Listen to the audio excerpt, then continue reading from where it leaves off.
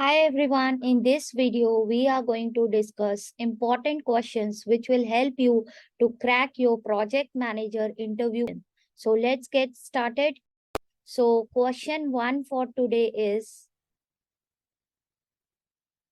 what is the significance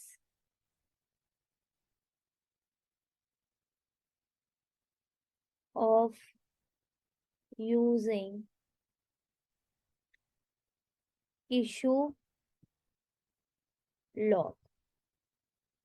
So issue log basically is a document which is prepared by the project manager to track all the issues and concern which comes during execution. So when your team start executing, they will face some issues or concern, day-to-day issues and concern, right? So those issues are written or updated by the team in the issue log, so that project manager can track those issues and get it resolved on day-to-day basis or on a proper timeline basis, right? So let's understand the content which is there in the issue log. So first, in the issue log we have the issue.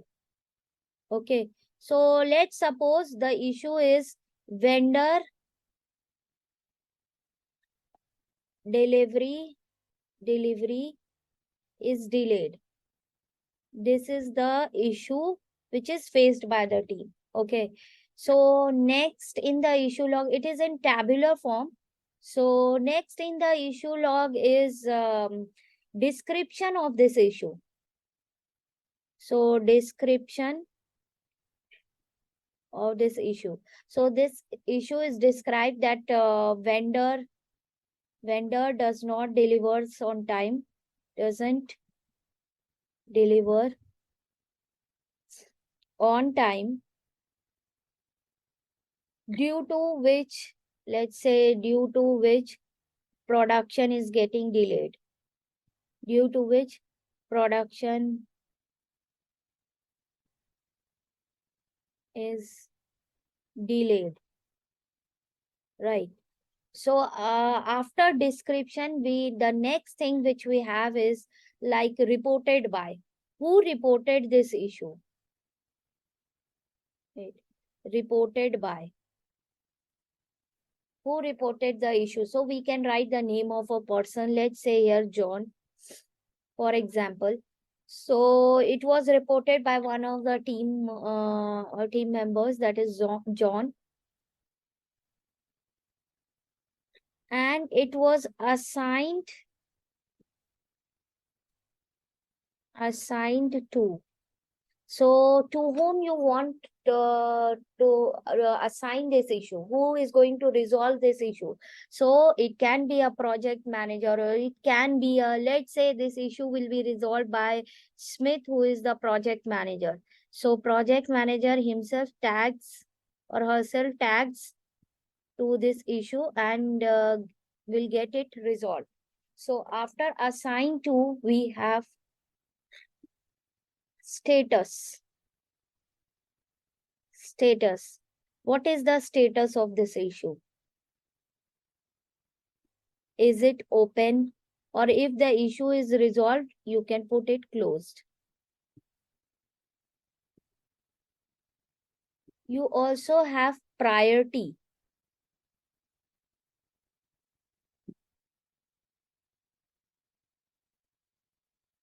So you also have priority, that whether this is high priority or medium or low, right? So after priority, you also have date reported, date on which you have reported the issue, date reported, or date on which it is reported. So next you have date resolved. So on what date it has been resolved? On what date it has been resolved? So you can put the dates accordingly. And after that, you have the comments. So if any comments is there, so you can put the comment related, so that which can better describes your issue or something like that. Like if I say that it will be resolved by Smith, and I can write the comment that if vendor does not agrees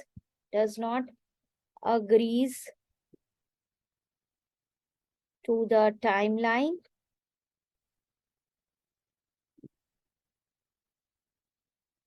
hire a replacement.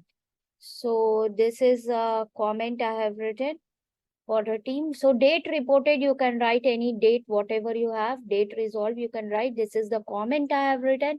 And last and the final thing is resolution. What was the solution to it, right? So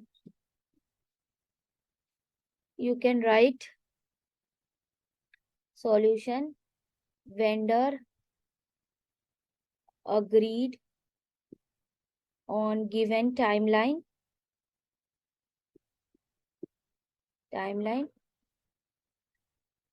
Performance will be tracked. You can track the performance. Performance will be tracked for 3 months. 3 months.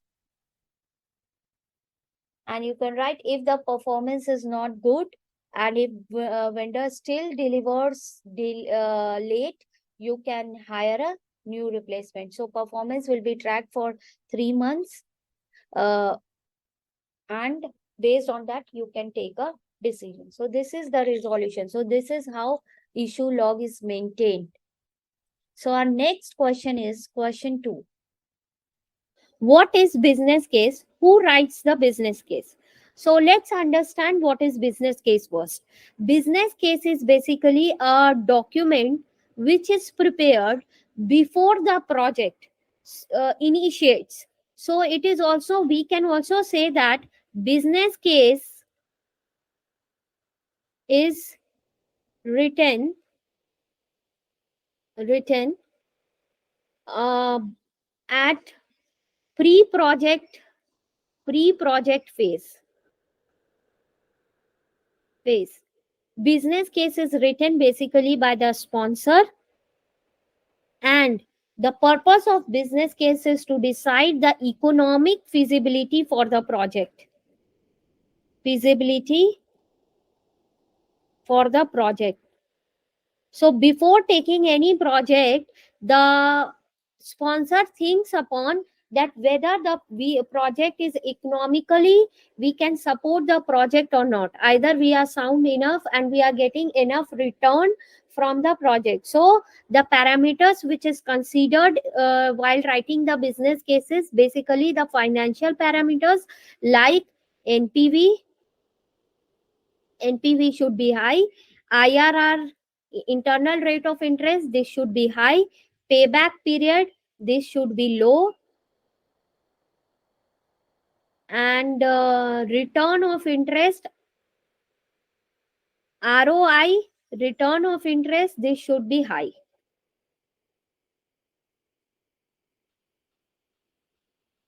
So the next question is, what is scope creep? So in interviews, basically they ask you a question that what is scope creep and how do you handle it. So I'm coming to the second part of the question, that is what is scope creep and how do you handle the scope creep. Scope creep is uncontrolled changes in scope. So if suppose you are in middle of execution and every day or after frequent interval, your client is asking for change in the scope. Always your client is adding something in the requirement. Let's say you are making, if let's say you are doing a website development project. Let's say you are developing a e-commerce website for your client. Okay, so your client at the starting, they said that they just want login page and home page. Now they want you to add, so this was your scope baseline. Okay, this was your committed scope, agreed upon scope, right? And now your client is asking to add that, okay, it is small bit of work, please add payment page also, where people can pay using cash on delivery or credit card or their debit card. Any kind of payment can be done, payment transaction you have to have. So this is deviation from the scope baseline. So how you can handle, as you know that any change in the baseline is there, you have to adjust, because you know that we have project constraint, right? So project constraint is what? Scope,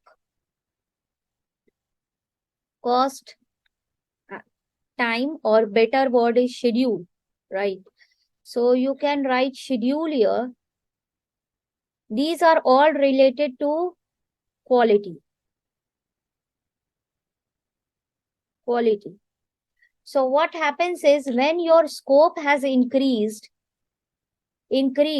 the way to handle this increased scope is you have to adjust the cost and schedule according to that. So to adjust this cost and schedule, you will file a change request. So being a project manager, whenever you get a change, you will do a impact analysis. Impact analysis means what? You will see that increased scope, is it deviating the cost and schedule? What impact it is making on other baselines? Yes. So here, when the scope is increased, you have to increase the cost and schedule. You have to adjust cost and schedule according to the increased scope. So you will file a change request. Based on this change request will be raised to CCB. CCB is nothing but Change Control Board, which includes all the stakeholders who are present in the project, who is working on the project. CCB can approve your request, can reject your request, or can defer your request. So if CCB approves your request, replan according to the new scope, new cost and new budget, and inform to your team and execute it. If CCB rejects it, inform client, inform your customer. And if CCB defers, then also you have to inform, right? So this is how you are going to manage the scope creep. So this whole management, if you manage the increased scope like this, you will never face a scope creep.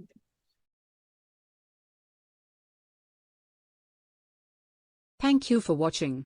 Switch from non-IT to IT today. Explore www.thinkcloudly.com.